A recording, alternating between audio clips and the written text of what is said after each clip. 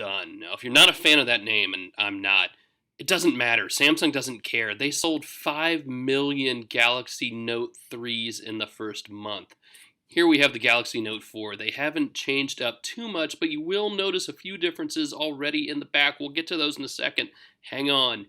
First things first, we're looking at a 5.7-inch display again, but it's been improved to a Quad HD. That's the big high-resolution display of the moment, and it looks really, really good. That's how many pixels this thing should have. It's been upgraded with a 16-megapixel camera on the back there, and yes, you do see the heart rate monitor, the heart rate sensor that has been brought over from the Galaxy S5. There's that display. Looks really nice. Samsung's done a good job here.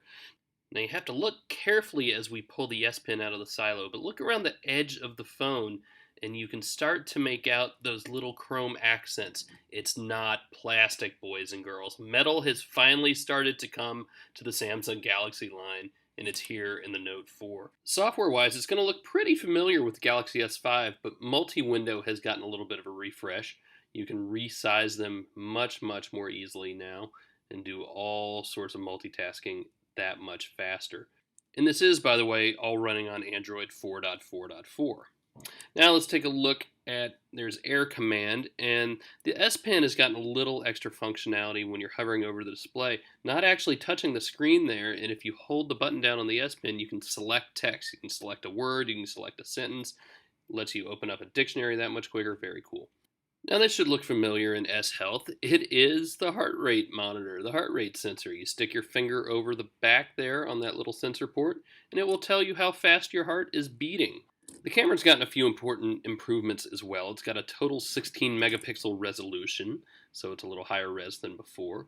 And it also has OIS, optical image stabilization. That's going to make everything look better. And you also have an 8 times zoom now, 8x zoom within the camera itself. Very good to see. You also have tons of camera settings. We're used to this.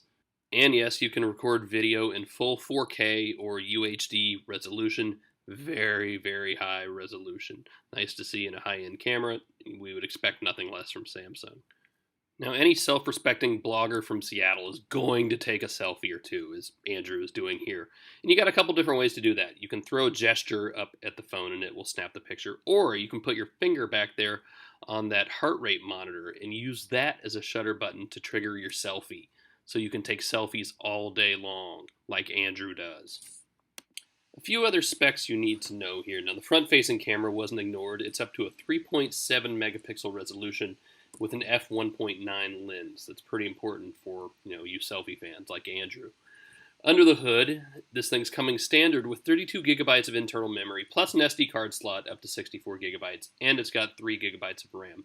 Processor is going to vary depending on where you are in your region. Let's talk power for a second. The Note 4 comes with a 3,220 milliamp hour battery, and Qualcomm has a special adaptive charging in here that will take you from full dead to 50% in only 30 minutes. And it also will be able to take advantage of Qualcomm's Quick Charge 2.0 when that's finally available. So there you go, very quick first look at the Samsung Galaxy Note 4.